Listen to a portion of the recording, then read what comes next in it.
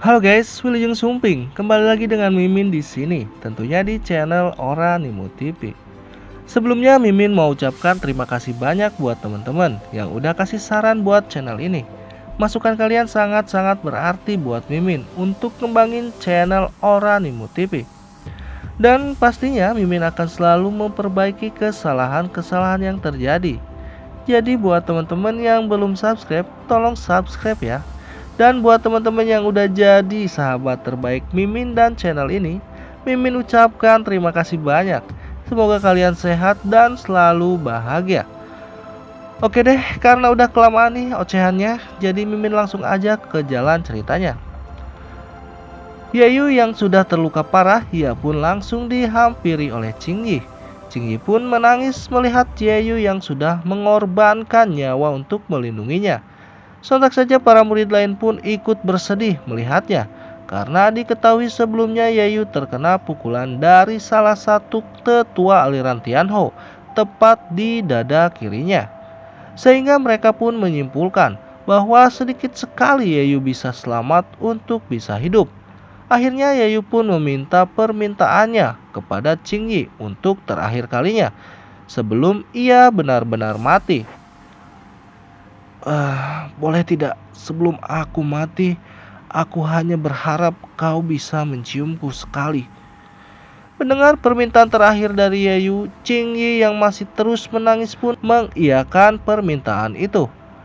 Para murid lain pun merasa terharu dan sedih mendengarnya, karena Yayu benar-benar akan mati. Kenapa Yayu harus pergi secepat ini? Maaf Yayu, aku tidak akan cari masalah lagi denganmu. Mungkin tidak ada kesempatan lagi, ungkap Yujin dan para murid-murid lain sambil menangis. Kemudian waktu pun terus berlalu, tetapi anehnya ciuman Yayu belum juga selesai dengan Qingyi. Para murid yang berada di sana pun mulai menyadari ada hal aneh di sini. Kenapa sudah lama begini mereka masih juga belum selesai? Seharusnya Yayu sudah mati kalau memang dia terkena jurus telapak tengkorak milik tetua aliran Tianhou. Akhirnya Yujin yang menyadarinya pun bilang, si brengsek ini sepertinya sudah membohongi kita semua. Dia pasti tidak benar-benar terluka. Mendengar hal tersebut, sontak saja suasana di gua itu pun berubah. Semua murid pun akhirnya marah besar karena sudah dibohongi Yayu. Lalu Qingye yang baru menyadari hal itu pun ia pun memeriksa denyut nadi Yayu. Yayu, kenapa denyut nadimu seperti orang yang tidak terluka parah? Qingye pun akhirnya menyadari bahwa Yayu sudah membohonginya. Yayu, brengsek kau, beraninya kau membohongiku, ungkap Qingye yang mengetahui dirinya sudah dikelabuhi Yayu. Dia pun memukul dan menghajar Yayu. Yayu yang sudah ketahuan akhirnya ia pun bilang sambil tertawa. Hahaha, aku lihat kalian begitu serius. Apa salahnya aku bercanda sedikit agar suasana tidak terlalu tegang? Kalian ini terlalu mendramatisir keadaan. Aku tidak mungkin semudah itu untuk mati, ungkap Yayu dengan sombongnya. Mendengar hal itu, teman-temannya tambah kesal karena sudah ditipu mentah-mentah oleh Yayu dan sudah memanfaatkan kesempatan untuk mencium Qingyi. Kau ini sudah gila, kami anggap kau benar-benar mau mati. Aku menyesal mengeluarkan air mataku secara sia-sia untuk kebohonganmu, ungkap teman-temannya yang kesal sembari memukuli Yayu. Melihat Yayu yang masih hidup, membuat Bupan penasaran dengan kekuatan yang dimiliki Yayu. Kenapa bocah ini tidak terlihat terluka parah? Padahal aku tahu dia terkena telapak tengkorak milik tetua aliran Tianhou yang terkenal mematikan itu. Seharusnya dia itu sudah mati, ungkap Bupan dalam hati sambil penasaran. Kemudian setelah itu Bupan pun mulai menanyakannya. Yayu, luka dalammu itu sangat berat. Kenapa kau masih bisa hidup? Dengar pertanyaan itu Yayu pun mulai menceritakannya. Hah, kalian pasti penasaran kenapa aku masih bisa hidup sampai saat ini. Ketika kalian bertarung, aku diam-diam memetik pionik api, lalu aku menggunakannya. Dan di sini diketahui daun pionik api ini adalah obat mujarab untuk pemulih spirit tingkat tinggi. Ketika seseorang menggunakan itu, dia akan menjadi lebih kuat dan otomatis akan lebih cepat tahap pemulihan tenaganya. Sehingga Yayu yang terkena serangan jurus mematikan itu, dia pun bisa memulihkan tenaganya dengan cepat. Kemudian dari arah lain ada salah satu murid yang berlari menghampiri mereka. Ia pun melaporkan temuannya. Lapor kakak perguruan, kami menemukan api suci tidak berdasar di tempat ini. Seketika mereka pun terkejut mendengarnya. Apa? Api suci tidak berdasar? Di mana kau menemukannya? Ayo bawa kami ke tempat itu, ungkap Yayu kepada mereka. Kemudian mereka semua pun mulai pergi ke tempat keberadaan api suci tidak berdasar itu. Tak lama mereka pun sampai ke tempat yang mereka tuju. Semua murid Istana Bitau dibuat kaget bercampur kagum melihatnya. Karena api suci tidak berdasar itu terkenal bisa meningkatkan dan mempercepat seseorang untuk naik ke level tingkat pemulih sumsum dan bisa menambah aura spirit berkali-kali lipat. Tapi di balik itu api suci ini pun sangat berbahaya karena ia pun bisa menyerang siapa saja yang ada dekatnya. Diketahui di sini api suci itu adalah pusaka yang disemburkan oleh nafas pionik. Jika orang biasa terkena semburan api suci itu, pasti akan langsung menjadi abu. Lalu tak lama mereka pun saling berdiskusi untuk memikirkan rencana mengambil mustika api suci itu. Ini tidak mudah. Kita harus mendapatkan mustika itu. Mana mungkin kita pulang dengan tangan kosong? Bagaimana kalau kita menggabungkan kekuatan agar bisa mengambil api suci itu? Ungkap Bupan dan murid-murid lain sambil berdiskusi. Kemudian Yayu pun memisahkan diri dari teman-temannya. Ia pun mulai mendekati pusat api suci tanpa ragu.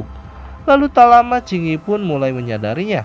Ia pun melihat Yayu mendekati pusat api suci itu.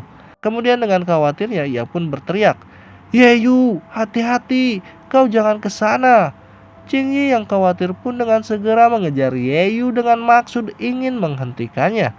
Tapi teman-teman yang lain pun menghadangnya karena menyadari hal itu sangat berbahaya untuk Cingyi. "Cepat kembali, kau jangan ke situ, itu sangat berbahaya." Mereka yang menyaksikan kejadian itu pun menganggap bahwa Yayu pasti sudah mati di lahap api suci itu.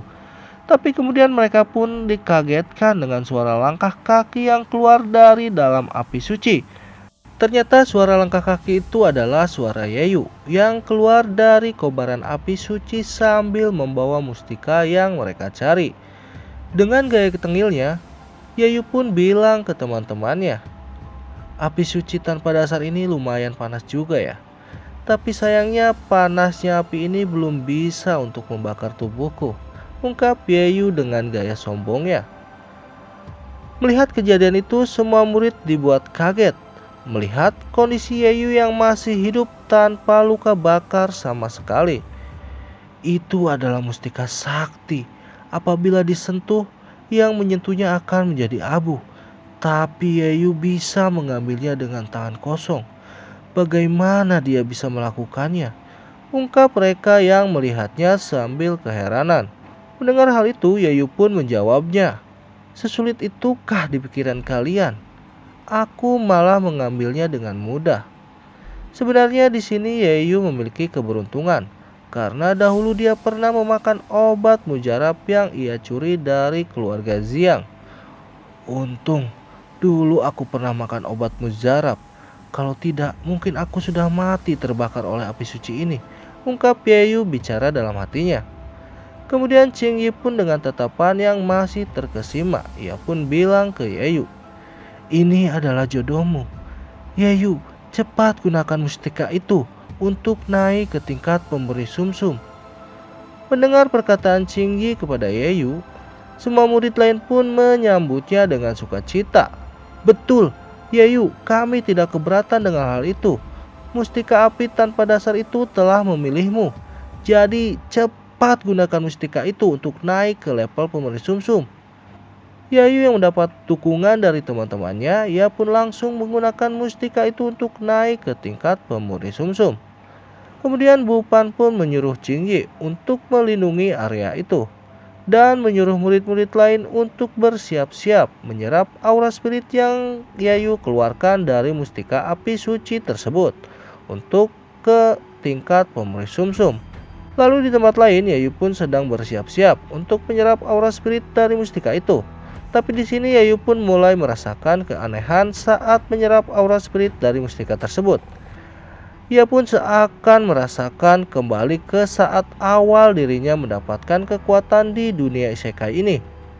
Aku seperti melihat diriku sendiri sedang bereinkarnasi. Setiap kali aku naik ke satu tingkat, pertanda apa ini sebenarnya? Ungkap Yayu berbicara dalam hatinya. Setelah itu pancaran cahaya pun keluar dari tubuh Yayu, sehingga membuat area di sekitar itu hancur.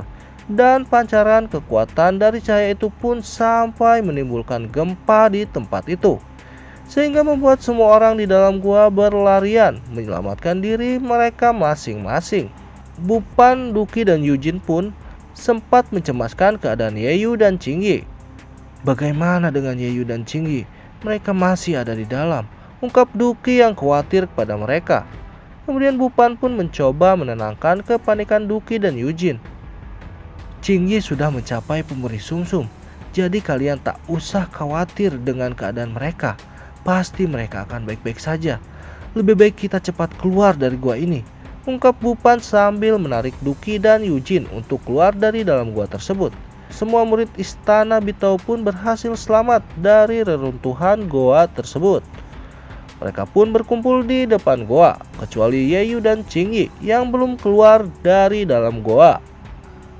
Semua murid istana Bitao pun sempat khawatir tentang keadaan mereka berdua, karena gua tersebut sudah hampir terkubur tanah.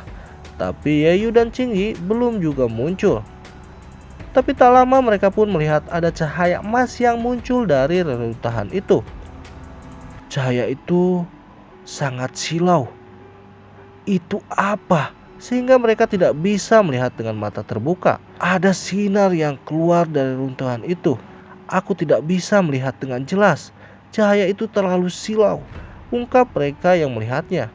Lalu tak lama Yayu pun muncul menghampiri mereka sambil membawa Jingyi yang pingsan. Ternyata sinar itu adalah pancaran aura spirit Yayu yang sudah mencapai tingkat pemurni sumsum. Kemudian di tempat lain terlihat Guru Biyun dan Guru Bisea sedang berbincang. Mereka pun terlihat cemas. Sudah 3 hari sejak sinar emas itu muncul. Kenapa Yayu dan yang lain masih belum keluar? Setauku bagian tengah daerah rahasia ini sangat berbahaya. Aku takut murid-murid kita banyak yang gugur, ungkap Guru Biyun sambil terlihat cemas. Kemudian mereka berdua pun dikagetkan dengan kedatangan Bupan beserta rombongan. Ketua gunung, kami sudah keluar, ungkap Bupan melapor. Guru Bisea pun terlihat senang atas kedatangan mereka. Lalu dia pun bilang, akhirnya kalian keluar juga. Kalian ini membuat kami cemas. Aku harap tidak terjadi masalah besar pada kalian, ungkap Guru Biyun bertanya kepada Bupan. Lalu Bupan pun menjelaskan sambil memberi hormat. Kami sudah berhasil mendapatkan mustika api tanpa dasar. Selain itu ada kabar bagus ketua. Ada 9 orang yang sudah mencapai tingkat pemberi sumsum. Oke guys, buat teman-teman yang nonton sampai sini, Mimin ucapkan terima kasih ya. Semoga jalan cerita video ini bisa menghibur kalian semua. Jangan lupa subscribe ya. Oke guys, sampai sini dulu jalan ceritanya. Kita lanjut lagi di video berikutnya. Makanya pantengin terus channel ini agar tidak ketinggalan jalan cerita selanjutnya. Hatur nuhun.